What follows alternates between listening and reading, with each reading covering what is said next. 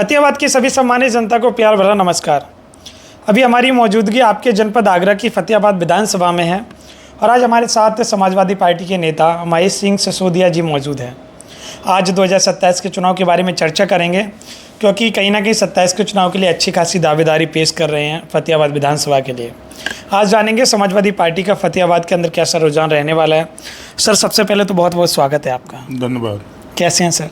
बस ठीक है सर, 27 का चुनाव करीब है, आपका भी नाम विधानसभा में जोर शोरों से चल रहा है जी। क्या लग रहा है, कैसी तैयारी है, कैसे सरकार में बदलाव किया जाएगा फतेहाबाद के अंदर? देखिए, इस समय फतेहाबाद ही नहीं पूरे उत्तर प्रदेश और पूरे हिंदुस्तान में बदलाव की बहार चल रही है और फतेहाबाद में मैं आप लोगों से निश्चित रूप से कह सकता हूं विश्वास के साथ कि समाजवादी पार्टी इस बार अपना परचम लहराएगी फतेहाबाद के अंदर। अगर बातचीत करी जाए तो कहीं ना कहीं आपके जनपद में भाजपा आज की डेट में मजबूत है क्योंकि 17 से लगातार यहाँ पे भाजपा कब्जा किए हुए सभी सीटों पे। क्या लग रहा है, चुनौती कैसे देंगे भारतीय जनता पार्टी को? देखिए कि इस डबल इंजन की सरकार में भ्रष्टाचार अपने पूरे चरम पर है और भ्रष्टाचार के जितने सारे रिकॉर्ड ये लोग ध्वस्त कर चुके हैं। दूसरी बात, इन्होंने आज तक जो भी कहा वो कभी किया नहीं। इन्होंने कहा कि 15 लाख रुपए आपके खाते में आएंगे, आज तक आए नहीं। इन्होंने कहा गैस का सिलेंडर हम 350 का बेचेंगे, वो 1100 को 1200 का हो गया। इन्होंने कहा पेट्रोल डीजल हम 35 रुपये बेचेंगे, लेकिन वो और 100 पार कर गया। ऐसे ही किसानों की समस्या है। आप डाई यूरिया जो किसानों की बेसिक चीज़ें हैं, इनके बिना वो अपनी खेती नहीं कर सकता आज के समय में। आप समझ लीजिए कि 2200 रुपये का तो DAP का पैकेट कट्टा आ रहा है, यूरिया का कट्टा हो गया 600 रुपये का, और वो भी मिल नहीं रहा है। और आने वाले समय में ये इतनी बड़ी समस्या बन के आएगा क्योंकि अब हमारे यहाँ अक्टूबर से आलू की रुपाई शुरू हो जाएगी और किसान को खाद की उस समय बहुत ज़रूरत होगी हमारे यहाँ। ये इन पर हुआ ही नहीं, ये दे ही नहीं पाएंगे। वो भी इतना महंगा है। एक तो किसान पहले से ही बर्बाद है, उसका आलू फ्री में बिक रहा है। हमारे यहाँ क्षेत्र, हमारी जो विधानसभा है, इसका ये किसानों की विधानसभा है। इसमें सबसे ज़्यादा किसान लोग हैं और उनकी जो अपनी फसल है वो है उनका आलू आज की तारीख में उनका बिक तो रहा नहीं है, उसे फिकना ही मान लीजिए। जो किसान की लागत आती है उससे उसके चौथाई पैसा भी नहीं उसको मिल रहा, लेकिन सरकार उनके बारे में बिल्कुल कहीं भी किसी प्रकार के लिए नहीं सोच रही है। आलू की फसल भी आने वाली है, आलू लोग रखने लगेंगे खेत में। आपका कोल्ड स्टोर भी है जी, और आपके विधानसभा में सबसे ज़्यादा बड़ा मुद्दा निकल के आया वो आलू का जी। किसान बोल रहे हैं, हमने बहुत सारे किसानों से बातचीत की, वो बोल रहे हैं कि आलू ने कहीं ना कहीं किसानों के हालत को ख़राब करके रख दिया है क्योंकि आलू कोई ख़रीद नहीं रहा है। इतना सस्ता आलू इस बार बिका है, खेतों में सड़ गया, लोगों ने ऐसा भी बताया। आपके यहाँ किसान लोग आते हैं, उन लोगों का क्या दुख दर्द पीड़ा क्या रहती है? आप एक नेता भी हैं, आप उनकी समस्याएं सुनते भी हैं। ये सरकार 100% किसान विरोधी सरकार है। अगर सरकार चाहे तो आलू का फिक्स रेट करके कुछ अनुदान के रूप में किसान को दे सकती है, चाहे वो कोल्ड स्टोर के भाड़े के रूप में दे दे, मंडी में आलू जा रहा है उसके ट्रांसपोर्ट के रूप में दे दे, या किसी भी रूप में वो किसान को मदद दे सकती है। लेकिन वो देगी नहीं। मदद देने के बजाय किसान के साथ ऐसा और कर दिया है कि उनके घरों पर स्मार्ट मीटर के नाम पर ऐसे मीटर लगा दिए हैं कि बेचारा वैसे ही दुखी था, अब इस रही बची उसकी कमी पूरी स्मार्ट मीटरों ने कर दी। आज ग्रामीण क्षेत्र की वो स्थिति है, बिजली उनको मिल नहीं रही है, स्कूल बंद करा दिए, शिक्षा उनको मिल नहीं रही है, रास्ते सभी टूटे हुए हैं, तो सभी गांवों में जब पानी और जल भराव है, किसान इस समय अपने गांव से निकल नहीं सकता। इतनी खराब कंडीशन में किसान यहाँ रह रहा है इस विधानसभा में। लेकिन यहाँ का कोई भी सत्ता पक्ष का नेता उनकी मदद करने के लिए आगे नहीं आ रहा। और इसी किसानों का और यहाँ की जनता का जो सरकार के प्रति गुस्सा और नाराज़गी होगी, उसको साथ लेकर उसको वो समाजवादी पार्टी तरफ और माननीय पूर्व मुख्यमंत्री राष्ट्रीय अध्यक्ष जी अखिलेश यादव जी की तरफ उनका रुझान बढ़ रहा है। क्योंकि राष्ट्रीय अध्यक्ष जब मुख्यमंत्री थे तो ये आगरा से बहा इटावा तक सड़क उन्हीं की बनाई हुई है। सामने ये एक्सप्रेसवे है, लखनऊ एक्सप्रेसवे, उन्हीं की देन है। आगरा में जो मेट्रो बन रही है वो उन्हीं की देन है। और हमारी विधानसभा में तो व्यक्तिगत रूप से बता रहा हूँ, फतेहाबाद विधानसभा में तो कई 100 करोड़ के काम माननीय मुख्यमंत्री जी ने यहाँ कराए थे, चाहे वो शमशाबाद हो चाहे वो फतेहाबाद हो।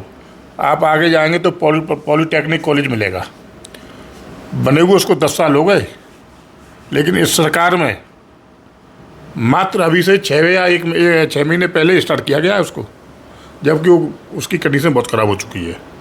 आप ठीक है, वो माननीय पूर्व मुख्यमंत्री माननीय अखिलेश यादव जी ने बनवाया, तो आप कम से कम उससे तो भला तो बच्चों का होना है, यहाँ के लोगों का होना है। आप उसको चालू तो कर दीजिए।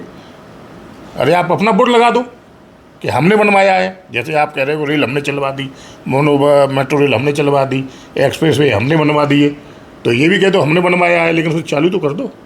वो अब चालू हुआ है इस साल। तो ये सभी यहाँ की जो जनता है वो इतनी पीड़ित है कि अपना दर्द किससे बयां करने जाए।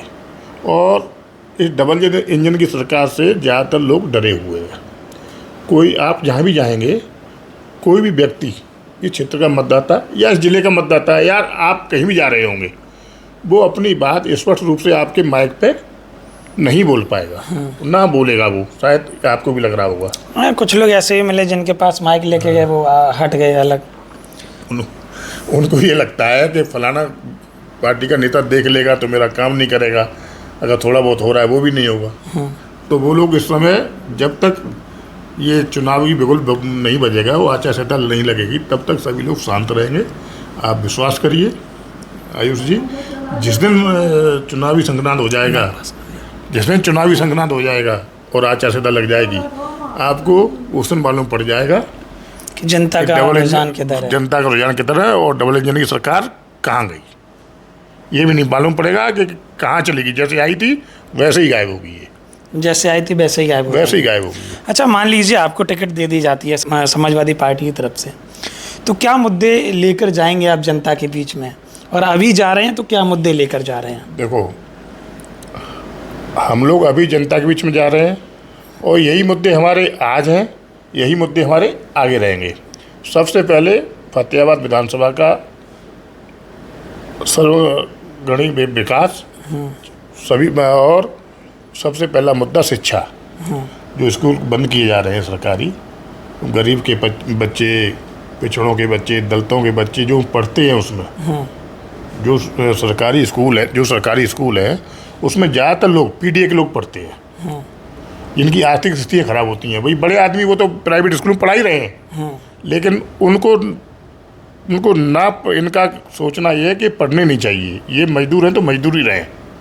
तो सबसे पहले उनकी शिक्षा के लिए और उनके स्वास्थ्य, यहाँ जो मुद्दे हैं शिक्षा, स्वास्थ्य, सड़क, बिजली, पानी, ये जो दैनिक समस्याएं हैं, इनसे हर वक्त जनता रूबरू होती है।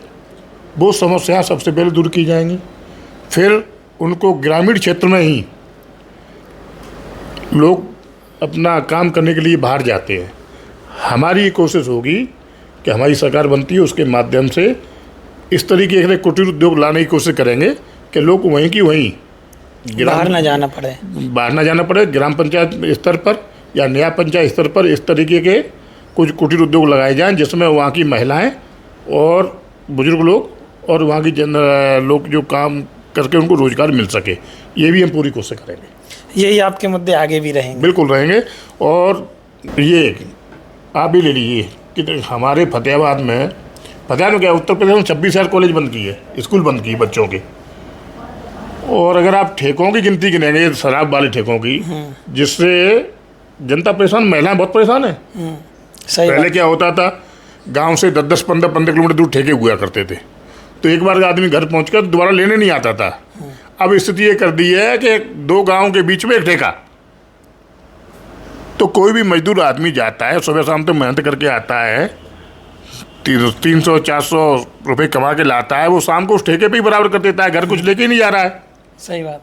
तो मैं तो एक ये भी करवाऊंगा कि इन ठेकों का ठेके बंद कराए जाएं और स्कूल कॉलेज चालू करवाए जाएं। ये भी रहेगा, बिल्कुल रहेगा। अगर बातचीत कर लीजिए, अगर आपको टिकट मिलती है फतेहाबाद में, तो क्या इतिहास बदला जाएगा? समाजवादी पार्टी के में ये सीट जाएगी सपा की झोली में? मैं इसको पूर्ण विश्वास के साथ कह सकता हूँ, मेरी विधानसभा फतेहाबाद की सम्मानित जनता, पितातुल जनता, ये बदलाव लाएगी और समाजवादी पार्टी को फतेहाबाद से जिता के भेजेगी। ये मैं पूर्ण विश्वास से। मार्जिन क्या रहने वाला है, कितना रहेगा? देखो, मार्जिन तो मालूम पड़ेगा क्या होगा, लेकिन मैं ये कह सकता हूँ कि जिस तरीके से बीजेपी यहाँ जीती है, उसी तरह से यहाँ बीजेपी हारेगी। जिस तरीके से जीती है उसी प्रकार से हारेगी। यही मार्जिन रहेगा। हाँ। अच्छा, एक बात और बता दीजिएगा, बहुत सारी चीज़ें हैं आपका फतेहाबाद विधानसभा में, लोगों के प्रति नाराज़गी भी है, बहुत सारी चीज़ें हैं। अगर बातचीत करी जाए, आपने पीडीए का नाम भी लिया है, अखिलेश जी का पीडीए जो अखिलेश जी चला रहे हैं, सुर्खियों में लगातार बना रहता है। पिछड़ा, दलित, अल्पसंख्यक, अभी पीडी का मतलब पंडित शॉर्ट फॉर्म बता दिया है। तो क्या कहना चाहेंगे पीडी के बारे में, पीडीए के बारे में? देखो, ये तो नेताजी के ज़माने से ही है। माननीय नेताजी के ज़माने से उनका पहला वो था सिद्धांत, चाहे वो अगड़ा हो, चाहे वो पिछड़ा हो, पीडीए हो गया, चाहे वो दलित हो, चाहे कोई भी हो, अगर वो पीड़ित है, शोषित है, वंचित है, तो उसकी मदद समाजवादी पार्टी करती थी, हमेशा से करती आई और करती रहेगी। रही बात पीडी ब्राह्मण की, तो इस समय एक ब्राह्मण ही नहीं, मैं क्षत्रिय हूँ। आम जो चाहे क्षत्रिय हो, चाहे ब्राह्मण हो, सवर्ण हो, चाहे दलित हो, चाहे बैकवर्ड हो, सब की इस समय अगर निगाहें हैं तो माननीय राष्ट्रीय अध्यक्ष अखिलेश यादव जी पे है। उन्हें ये लगता है कि उत्तर प्रदेश को अगर कोई बचा सकता है इस भ्रष्टाचार रूपी राक्षस से, तो अखिलेश यादव जी बचा सकते हैं। इसलिए इस समय आप पीडीए को ही मान लीजिए पीड़ित, अपमानित और दबे हुए लोग, तो इसमें सभी लोग आते हैं। क्या ऐसा नहीं है कि सब पीड़ित तो ये आपने पीडीए का एक नया उदाहरण बता दिया, मतलब पिछड़े नहीं, पीड़ित, दबे हुए, और ऐसे क्या बताया आपने? अपमानित। ये पीडीए का मतलब एक आपने नया बता दिया। अच्छा, एक बात और बता दीजिएगा, अभी चुनाव हुआ, उपचुनाव में वहाँ भाजपा का कहीं ना कहीं उपचुनाव में हार हुई है। राष्ट्रीय अध्यक्ष भाजपा के नितिन नवीन जी अपना बूथ तक हार गए, तो क्या उसका फर्क उत्तर प्रदेश के चुनाव में पड़ने वाला है? बिल्कुल आएगा। जब विश्व की सबसे बड़ी पार्टी, जो लोग बोलते हैं कि हम विश्व की सबसे बड़ी पार्टी है, उस पार्टी के राष्ट्रीय अध्यक्ष जी अपना अगर बूथ हार रहे हैं, विधानसभा तो हारे ही, अपना बूथ भी हार गए, तो इसका संदेश तो पूरे, तो आप उत्तर प्रदेश की बात करें, पूरे हिंदुस्तान में जाएगा, हर जगह जाएगा। और अगर यहीं बातचीत करी जाए तो अभी 5 राज्यों में चुनाव हुए, 3 राज्यों में भाजपा ने सरकार बनाई, एनडीए ने सरकार बनाई, क्या उसका फ़र्क पड़ेगा? ममता दीदी भी कहीं ना कहीं अपनी कुर्सी से हट गई, भाजपा वहाँ से जीती। इस बात का जवाब मैं तो उससे पहले तो आप लोग मीडिया के लोग भाई हो, आप मुझसे ज़्यादा तो आपको मालूम है कि ये राज्य कैसे जीते गए। आप एक बात बताइए कि बंगाल में भारतीय जनता पार्टी जीती है या सत्ता का प्रकोप कर कर और सत्ता की गुंडाई कर कर, दबाव देकर लोग वोट वहाँ के लोगों की वोटें कटवा कर ईवीएम सेट कर कर जीतना, अगर आप इसको जीतना कहते हो तो वे चुनावी क्यों करा रहे हो? फिर तो सीधा घोषणा करो कि बस हमारा शासन रहेगा। आप बताइए, अगर ईवीएम में कुछ नहीं था तो 4000 ईवीएम क्यों जल गई? केवल उसी बिल्डिंग में उसी फ्लोर पे क्यों आग लगी? है किसी का जवाब? सही बात बताइए। ममता, पर भाजपा तो ये कहती है कि ममता दीदी हाँ, लास्ट राउंड तक 21,000 मतों से आगे चल रही थी। 21,000 मतों से आगे चल रही थी, और लास्ट राउंड में जो इतनी वोटों का भी नहीं था, उतनी वोट से हार गई। लेकिन जवाब कौन मांगे? आप बताइए। तो अब क्या लग रहा है उत्तर प्रदेश के चुनाव में 403 में से कितनी सीटें आ रही हैं सपा की?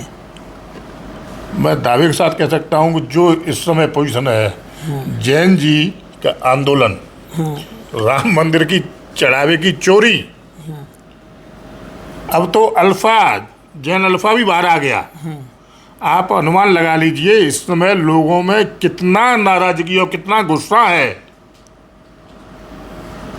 300 प्लस आएंगी इसको 300 देखते हुए। प्लस? यस, ऑन कैमरा बोल रहे हैं आप? बिल्कुल बोल रहा हूँ मैं। चुनाव के बाद भी ये चीज़ें बिल्कुल 300 पार? बिल्कुल 300 पार। 27 अब में की बात 300 पार। आपने पीछे ये भी लगा रखा है 27 के सत्ताधीश, बिल्कुल 27 में साइकिल आने वाली है। हमें तो जीना मरना यही है। अच्छा, हाँ, चलिएगा, बहुत बहुत धन्यवाद। आप देखिएगा, आपको क्या लग रहा है 2027 के चुनाव के बारे में? 2027 में क्या समाजवादी पार्टी की सरकार आ रही है? क्या फतेहाबाद विधानसभा में समाजवादी पार्टी ये सीट निकाल पाएगी? बड़ी चुनौती रहने वाली है। क्या रहेगा? क्या 27 के चुनाव में योगी जी आने वाले हैं, या फिर अखिलेश जी, या फिर मायावती जी, या फिर राहुल गांधी जी?